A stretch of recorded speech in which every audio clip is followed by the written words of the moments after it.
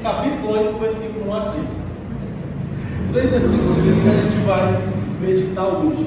Mas são 3 versículos que trazem muitos motivos, muitos ensinos para mim e para a sua vida de fé. Temos um personagem aqui que é Gideão. Gideão, nesse contexto, versículo 1 a 3, na verdade, ainda no capítulo 8, Gideão vai ser lá o grande exião. Mas como a palavra de Deus ela é, em essência, completa e inerrante, nós extraímos desse mesmo homem, no mesmo texto, exemplos do que é uma vida com um coração manso, com um coração humilde, na presença de Deus. Juízes fora escrito muito provavelmente, compilado pelo profeta Samuel, num período de 325 anos, não Samuel compilando isso, mas as histórias do livro de Juízes se passam de maneira factual por 325 anos após a conquista dos israelitas da terra prometida, território que nós hoje conhecemos como sendo o território de Israel. Dentro desse período nós tivemos 12 juízes, em 325 anos, depois dos juízes, vem a monarquia do reino de Israel, onde Saul é elegido o rei, não segundo a vontade de Deus, segundo a vontade dos homens, e depois você sabemos ver aquele que é o homem segundo o coração de Deus, Davi. Mas quando nós olhamos o livro de Juízes, nós vemos personagens muito importantes para o que se tem estabelecido como a cultura e a própria religião judaica. Cultura essa que nós também absorvemos em parte, não no todo, como cristãos. O personagem específico aqui, Gideão, ele era, como nós vemos aqui no livro, a partir do capítulo 6, um abiezrita. Abiezritas são aqueles descendentes de Abiezer. Abiezer era filho da tribo de Manassés e Gideão era filho de Gileade. Algo que pesa aqui é que nesse cenário, a tribo de Manassés, dentre as tribos de Israel, era pequena. E, como nós veremos também, aparecerá aqui nesse texto, a tribo de Efraim.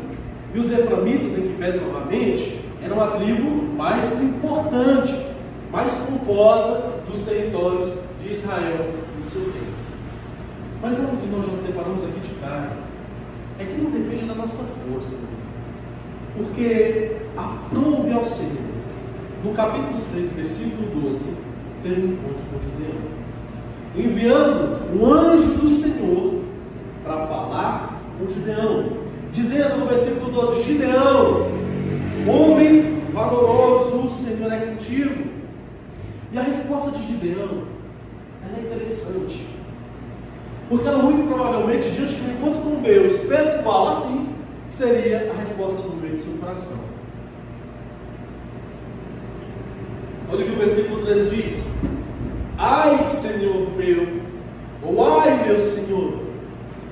Nesse contexto, a resposta de Gideão, ela assim o é, porque ela carrega consigo duas raízes adversas. Mas ao mesmo tempo que são raízes adversas, ela traz também dois objetivos, duas aplicações para mim e para a sua vida. Em primeiro lugar, Gideão, nesse encontro, que como o texto bem referencia, ocorre em Ofra, na terra de Jeoás, ele, em sua geração, não tinha tido uma experiência com Deus como seus antepassados. Ele não presenciou os grandes feitos de Deus por Israel, da mesma forma como os seus contemporâneos não presenciaram. E quando nós não temos uma vida de intimidade com Deus, nós podemos duvidar de Deus.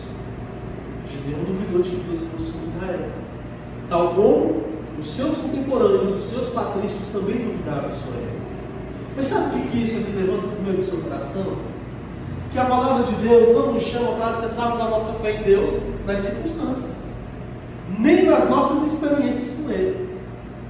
Temos uma experiência morta. Primeiro, a desconversão. Essa sim nos alicerça. Após isso, podemos ter experiências extraordinárias com Deus? Podemos, meus irmãos. Mas as circunstâncias dessas experiências, elas são extraordinárias porque elas não ocorrem no dia, ordinariamente, não no sentido pejorativo, mas no sentido daquilo que é cotidiano. Nós somos chamados a ter uma fé alicerçada, independentemente se está bom ou se está mal, se está bom, louvado seja Deus. Mas se está ruim a situação, louvado seja Deus de novo.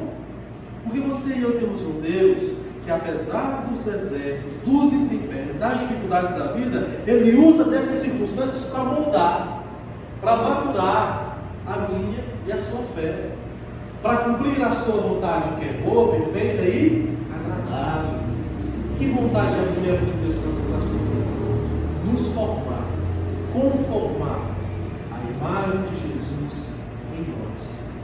Gideão, após esse encontro e após esse comissionamento de Deus, olha para si e se vê como pequeno agora em segundo lugar, a responder, a ir à missão que Deus estava comissionando com ele. Gideão era pequeno? Não posso afirmar, porque o texto bíblico não refere a estatura dele, né? Eu tenho 84, depois de outro 7,8, também é alto. Conheço um rapaz que tem um primo meu, 2,12, grande. Mas, meu irmão, ainda assim nós somos pequenos.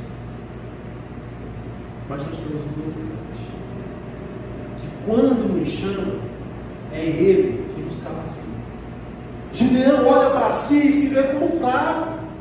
Da mesma forma como nós podemos olhar para dentro de nós e ver as nossas fraquezas, mas nós temos um Deus que é forte, que nos aperfeiçoa.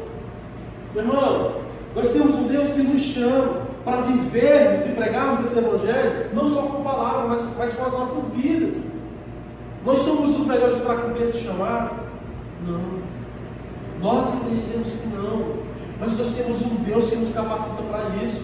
Nós temos um Deus que tira de nós todas as iniquidades, nos afasta do poder do pecado, para que nós possamos proclamar essa palavra, a palavra da verdade e da fidelidade.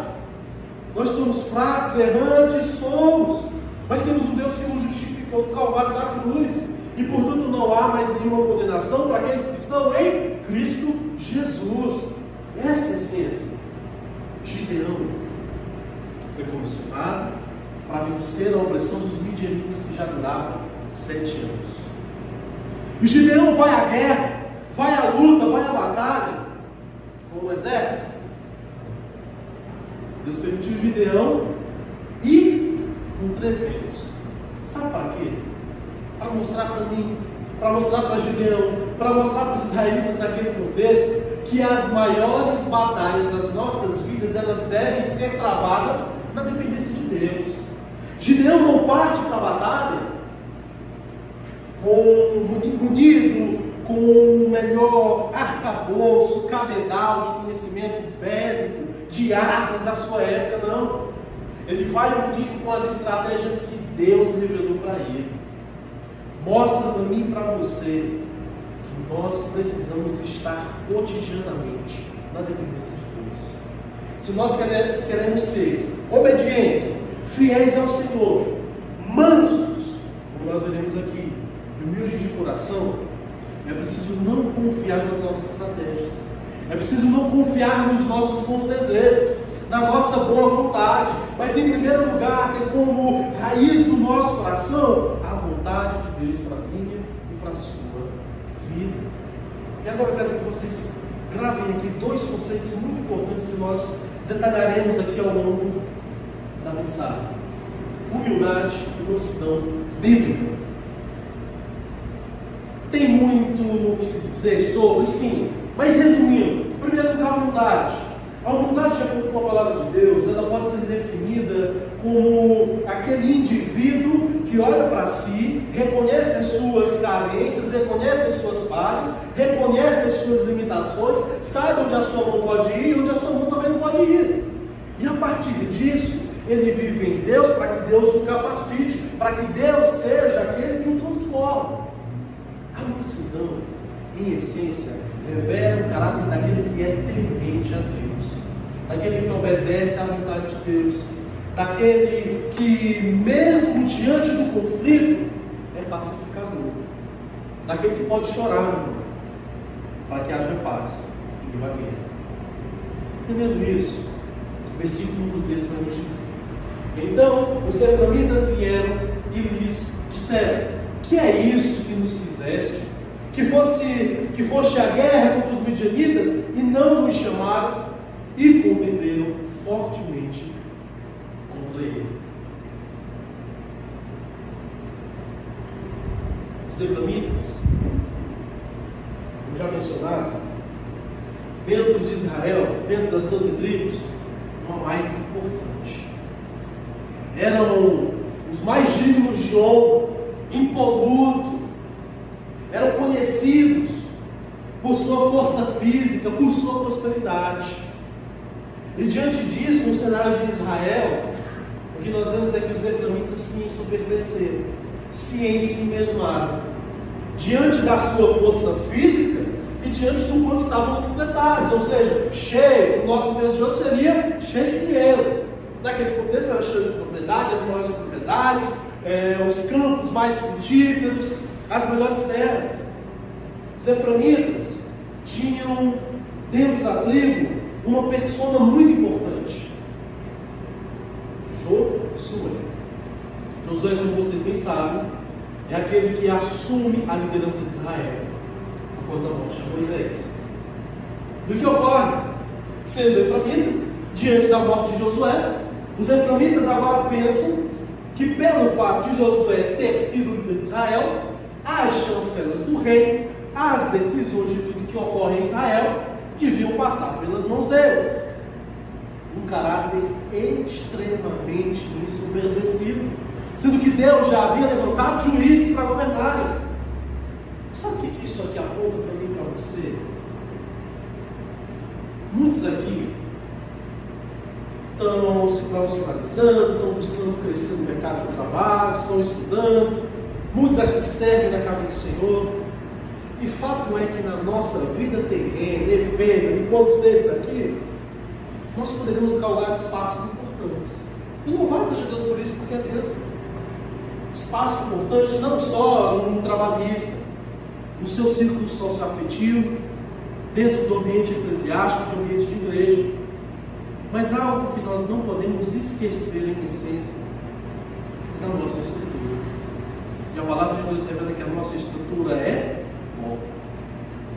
E o que nós vemos no cenário brasileiro são tantos líderes religiosos, tantas pessoas do mundo corporativo, que diante do crescimento pessoal, líderes diante do sucesso do ministério, da capacidade de influenciar pessoas, passam a ter os seus egos, o seu id interno avolumados. Irmão, que é um perigo muito grande. Porque em essência, quando nós olhamos para a palavra de Deus, essas pessoas passam a ter esses dois conceitos que foram referenciados, de humildade e de mansidão, esvaídos das suas vidas. O ministério bem-sucedido, a empresa bem-sucedida, pode ser bênção de Deus, mas quando isso nos afasta de Deus, se torna maldição. Pessoas que olham para si e não veem mais a sua necessidade de Deus. Pessoas que olham para si e não reconhecem a sua finitude, a sua efemeridade como seres existentes nessa esfera terrena. Pessoas que não olham para si mais e veem a imanência de Deus em suas vidas, ou seja, a presença real de Deus, perscrutando, vendo, irmão, cada sentimento, cada palavra, cada atitude, cada pensamento, cada olhar. Os efraimitas passaram a ser assim, óbvio, restrito ao contexto da sua época. Mas o que nós aprendemos aqui, em essência, é que devemos fazer o oposto. Tomar o exemplo para fazer o oposto. Desejando, irmão, um coração humilde, manso, como era o coração de Jesus. Mateus capítulo 11, versículo 28 em diante. Vinde a mim todos que estáis cansados e sobrecarregados, e eu vos aliviarei. Tomai sobre vós o meu jugo, e aprendei de mim, que sou manso e humilde de coração. Porque o meu jugo é suave, o meu fardo é leve. Aqui o exemplo maior para mim e para a sua vida. Se quisermos ter corações obedientes, mansos, humildes, repletos de amor, precisamos nos espelhar na pessoa de Jesus. Mas é claro que você e eu bem conhecemos pessoas cheias de amor, de mansidão, de humildade. E elas podem ser referência também nessa vida, de padrão, de um verdadeiro servo de Deus, de um verdadeiro cristão. Assim como Paulo foi para os seus contemporâneos. Sejam imitadores de mim, assim como eu sou de Cristo. Perceba que agora, esse padrão de humildade, um padrão superlativo de graça, vai ser revelado no coração de Deus. Esse nos diz, porém, ele lhes diz: que fizeste eu mais do que vós? Não são porventura os rabiscos de Efraim melhores do que a vindima de Abiezer? Ou seja, da sua própria descendência? A resposta de Gideão foi não. A resposta de Gideão foi apaziguadora. Foi de um coração manso, não de um coração conflituoso. Percebe? Que mais fizeste eu do que vós? Os rabiscos de Efraim, o que ele está dizendo aqui? É que o restolho de Efraim ainda seria melhor do que a melhor colheita de uvas de Abiezer.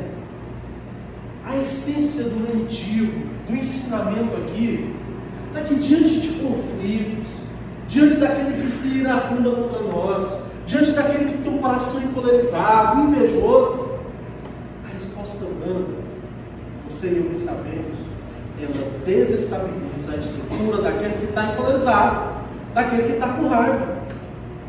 Fica tonto sem saber para onde ir. E percebe que quando nós olhamos para isso, para esse exemplo, ele pode ser transportado para inúmeras áreas de nossas vidas. Gideão, traz esse exemplo aqui para você.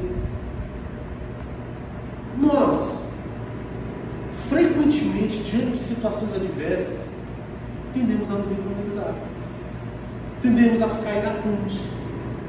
Mas será que isso revela o coração manso, humilde, que é o padrão de Deus para mim e para a sua vida? Preciso analisar. Que nós olhamos para a resposta de Deus, nós podemos trazê-la para diversos contextos do nosso dia a dia.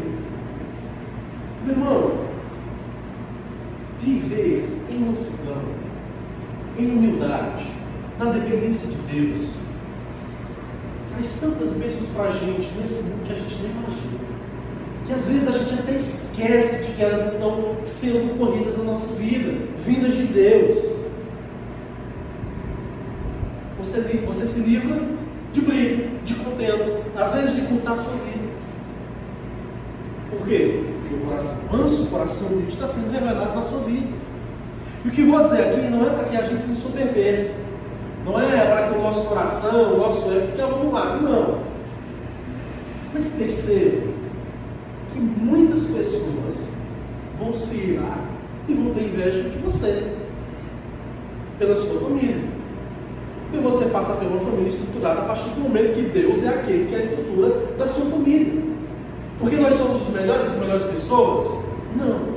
Mas nós reconhecemos a nossa necessidade de Deus. E se reconhecemos a nossa necessidade de Deus, nós transportamos isso para dentro da nossa casa, para que Deus seja a estrutura do nosso lar. Vai ter pessoa aí que vai se irar, que vai ficar com inveja pelo seu trabalho,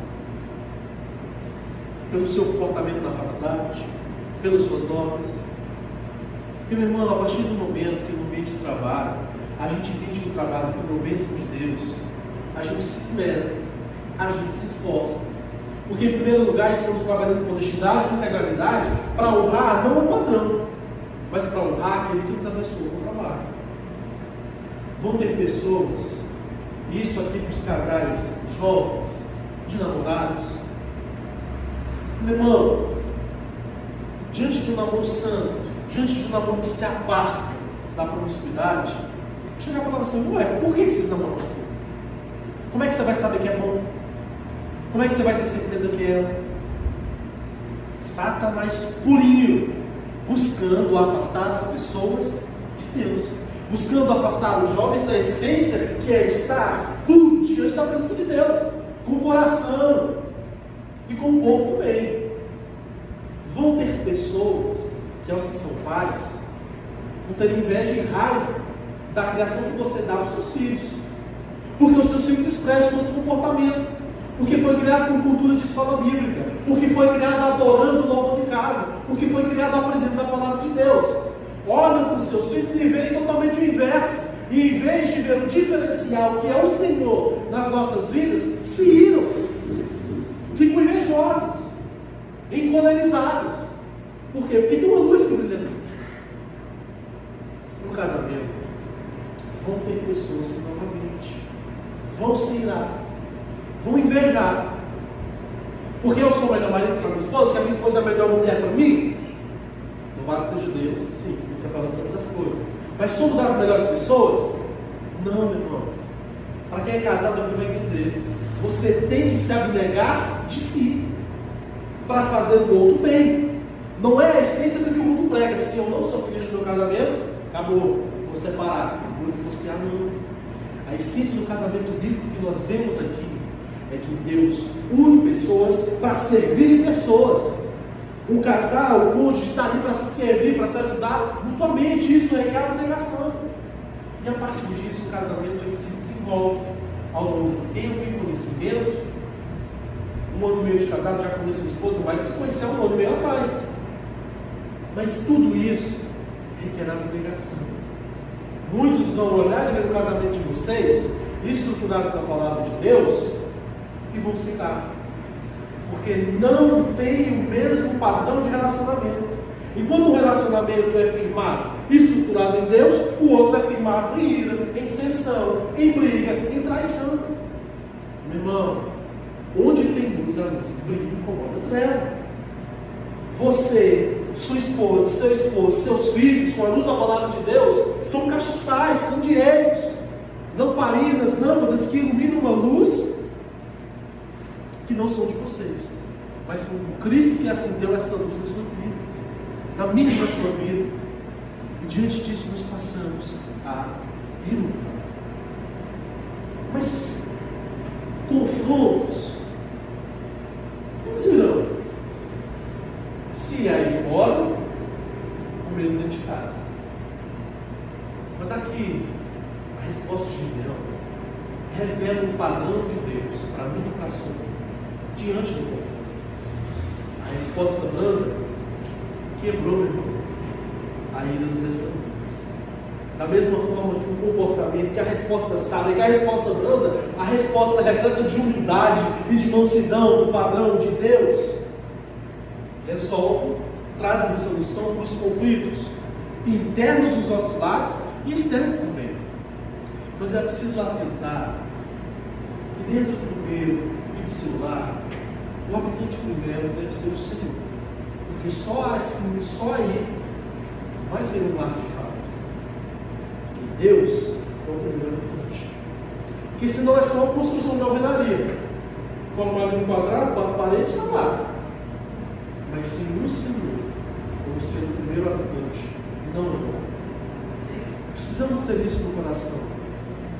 Porque diante dos conflitos que vão surgir, é óbvio, é inerente, é indelével à vida humana, nós precisamos exercer o caráter e testemunho cristão dentro dos nossos próprios lares. Não aqui em essência, tanto para o homem, quanto para a mulher, quanto para o filho, quanto para a filha, entender os seus papéis, entender as suas funções, entregar-se em oração, para que você possa ser um canal abençoador de Deus dentro do seu lar e fora dele também. Perceba que a partir disso, o filho dá testemunho de Deus para o pai, o pai dá testemunho de Deus para o filho, a mãe para a filha para a mãe, e por aí vai. Quando nós olhamos que a mansidão pode cultivar no nosso coração, pode cultivar na minha e na sua vida, nós vemos que o nosso lar, em essência, ele passa a carregar um vernáculo que é celestial. As palavras dos nossos lábios passam a ser palavras da palavra de Deus. E aí, diante disso também, é preciso ter ouvido para ouvir, para parar para escutar, braços abertos para abraçar, ombro para consolar, boca, não vou dizer fechada, mas a boca, ela tem que estar aberta, meu irmão, para proferir palavras de sabedoria. Diante da dificuldade, diante do conflito, fora e dentro de casa, é clamar ao Senhor, para que Ele coloque no nosso coração, na nossa mente, palavras de sabedoria, de mansidão, apaziguadoras. E Gideão é esse exemplo também para você. Diante do conflito com os eframitas, que mais eu fiz de vós? Ele continua no versículo 3 dizendo: Deus vos entregou nas vossas próprias mãos os príncipes dos eframitas, a Oreb e a Zeeb. Que mais fizeste eu que vós? E o texto fala: e a ira deles, ou outra tradução, e a ira dos eframitas se abradou, quando ele falou estas palavras. Gideão tinha muita prerrogativa para acusar eles. Mas Gideão acusou? Não. A resposta de Gideão quebrou as balizas da raiva, da cólera dos eframitas. E percebe que isso aqui já é um exemplo que você e eu precisamos carregar diante dessas situações. Irmão, o indivíduo está com raiva de você no trabalho, mantenha o seu testemunho cristão. Trânsito, situação aqui exemplificando. A gente comete erro, mas diante do nosso erro, reconhecer. Vamos resolver a situação. Vamos trocar aqui o telefone. Que Deus abençoe você. O cara vem todo espadaúdo, vai quebrar a raiva na hora, vai quebrar a cólera na hora. Mas vocês estão me ouvindo bem, então? Pensa. E percebe que aqui, diante disso, agora para os casais, especificamente para o homem que soando, para a minha amada aqui, diante de um dia difícil da esposa, é no trabalho, na faculdade, não custa nada. O homem não perde a masculinidade, fazer uma jantinha, está lá disposto para receber, para abraçar, para escutar, para fazer um carinho. Não custa nada depois lavar a louça, botar a roupinha ali na máquina para lavar, não custa nada. Está ali aberto para ouvi-lo, para recebê-la, para abraçá-la. Da mesma forma, as mulheres conhecem seus maridos e sabem que podem apaziguar seus corações em dias difíceis. E ao mesmo tempo, clamando ao Senhor, diante de situações dificultosas, para que Deus nos dê um coração manso, palavras de sabedoria, para que nós possamos também, como casal, para quem tem filhos também, com filhos, apaziguar os conflitos, não incentivando a ir um do outro, pelo contrário, mas apaziguando. Caminhando no final, sei que vai ser muito longo hoje, mas caminhando no final, nós vemos que Gideão mostra aqui também para você que mais do que ter poder para controlar exércitos, mais do que ter poder para dizer a soldados: vão, vêm, eles vêm, Gideão teve poder para controlar o seu caráter, o seu ímpeto, o seu ego, a sua língua, evidenciando para mim e para você que é um coração verdadeiramente manso na presença de Deus.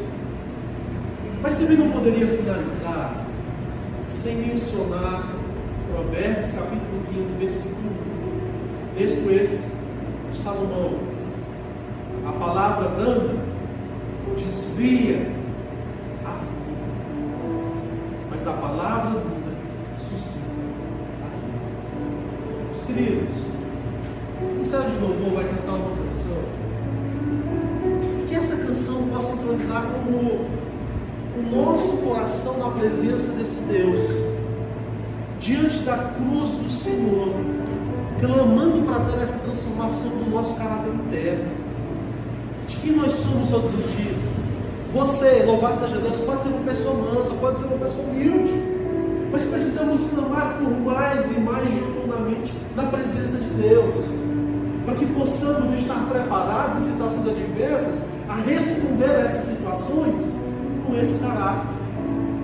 E do contrário, diante de situações que vão exigir isso da gente, não vamos estar preparados.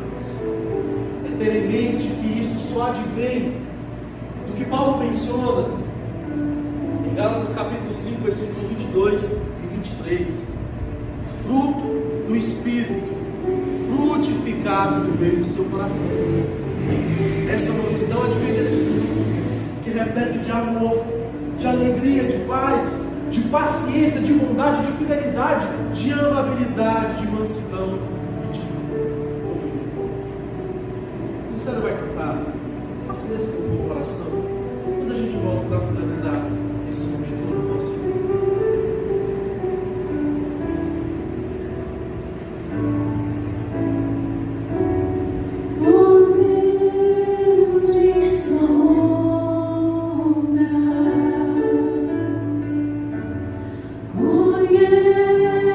Conheces-me.